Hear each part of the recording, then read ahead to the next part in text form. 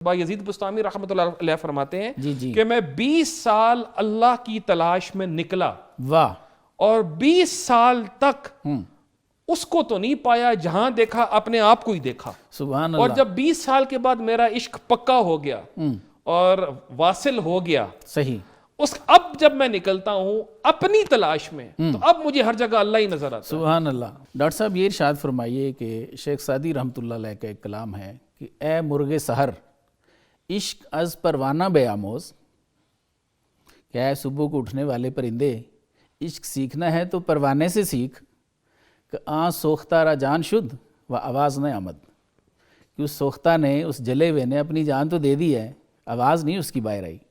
تو یہ ارشاد فرمائیے کہ عام آدمی اس سے کیا لیسن لے، کیا سبق سیکھے اس سے؟ جی، اس میں بھی صوفیاء کرام کی تعلیمات بہت واضح ہیں۔ سر اصل میں بات یہ ہے کہ جب صوفیاء کرام کے اوپر لوگ اعتراض کرتے ہیں، جی، اس کی بہت بڑی وجہ یہ ہے کہ یہ سارا جو نظام ہے اس کا تعلق چکھنے سے ہے، سبحان اللہ، واہ، اور کتابوں سے وہ بات سمجھ میں نہیں آتی۔ تو جب ایک آدمی باقاعدہ بیعت ہو، ذکر کرے، پھر اس کو صوفیاء کی باتیں سمجھ میں آتی ہیں، ورنہ پھر ذہن میں اعتراضات ہوتے ہیں۔ واہ، پھر صوفی جس مقام پہ پہنچ کے وہ بات کرتا ہے تو دوسرے بندے کا کیونکہ وہ مقام نہیں ہوتا اس لیے اس کو اعتراض پیدا ہوتا ہے۔ بالکل، اب میں آپ کو اس کو ایک حدیث ایک نقل کرتا ہوں۔ اس حدیث کو امام طحاوی نے اور امام طبرانی نے نقل کیا ہے، سبحان اور اس کی سند حسن ہے۔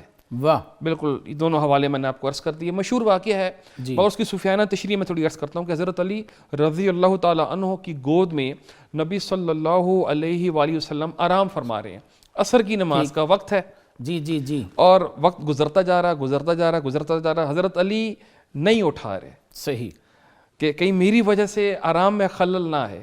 واہ واہ، ابھی عشق کی باتیں ہیں۔ سبحان اللہ، عام آدمی ہوگا تو اعتراض کر دے گا کہ عصر کی نماز، فرض نماز قضا ہو رہی ہے اور آپ قضا کی نماز کیوں نہیں، آپ نماز کیوں قضا کر رہے ہیں؟ جی جی، حضرت علی نہیں اٹھا رہے کہ اٹھا لیا تو آرام میں خلل آئے گا، اور صوفیانہ تشریح یہ ہے کہ اگر اٹھا لیا تو کسی اور کی گود میں جا کے آرام کر لیں۔ سبحان اللہ، واہ واہ، صوفیانہ تشریح ہے۔ واہ واہ، تو میں کیسے میں اب مغرب کا وقت ہو جاتا ہے اور آپ صلی اللہ علیہ وسلم فرماتے ہیں، اٹھتے ہیں اور فرماتے ہیں علی نماز پڑھی؟ حضرت علی فرماتے ہیں نماز تو نہیں پڑھی۔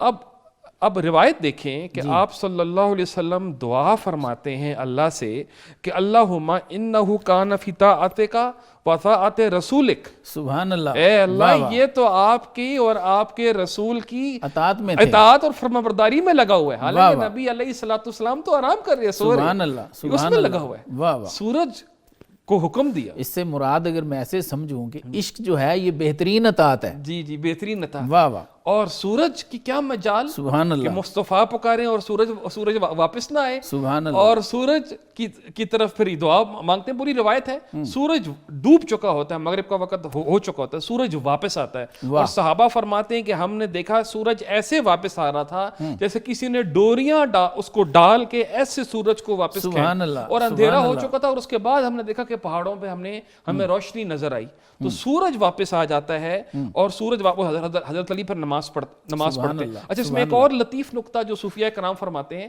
کہ حدیث میں آتا ہے، صحیح بخاری صحیح مسلم دونوں میں آتا ہے کہ جب سورج غروب ہو جاتا ہے تو وہ سجدے میں چلا جاتا ہے، سبحان اللہ، اور جب اگلے دن طلوع ہونے کا وقت ہو تو اللہ سے اجازت مانگتا ہے، اجازت ملتی ہے تو طلوع ہوتا ہے۔ عنقریب وہ وقت آ جائے گا کہ سورج کو طلوع ہونے کی اجازت نہیں دی جائے گی، وہ مغرب سے طلوع ہوگا اور پھر قیامت آ جائے گی۔ اللہ، تو جب سورج اس دن بھی غروب ہوا تو وہ اللہ کے سجدے میں چلا گیا۔ سبحان اللہ، اب صوفیانہ بات یہ ہے کہ جب اس کو حکم ہوا کہ واپس نکلو تو شاید سورج نے اللہ سے پوچھا ہو کہ یا اللہ یہاں تو میں تیرے سجدے میں پڑا ہوں، صحیح، اور وہاں مجھے تیرے نبی بلا رہے ہیں، واہ واہ، تو اللہ نے پھر فرمایا ہوگا کہ دیکھتا نہیں میرا محبوب علی کو نہیں دیکھا کہ گود میں سر تھا اور میرے نبی کو نہیں، اور سورج کو حکم دیا۔ اب دیکھیں یہ صحیح روایت ہے، آپ کو میں نے اس کی سند بھی نقل کرتی۔ تو اس میں ایک بات میں اس پہ اپنی بات ختم کرتا ہوں کہ بھائی یہ عشق کی باتیں ہیں، اور یہ جو سفر سے گزرتا ہے اس کے اوپر یہ راز کھلتے ہیں، بالکل، کہ صوفیاء پہ جو اعتراض ہوتے ہیں وہ اعتراض اس مقام پہ نہ پہنچنے کی وجہ سے ہوتے ہیں۔ نیچے کا بندہ ہمیشہ اوپر پہ،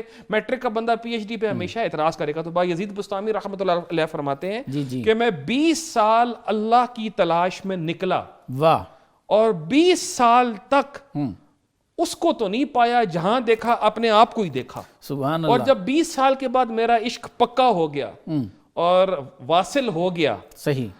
اب جب میں نکلتا ہوں اپنی تلاش میں تو اب مجھے ہر جگہ اللہ ہی نظر آتا ہے. سبحان اللہ، سبحان اللہ، واہ واہ واہ واہ.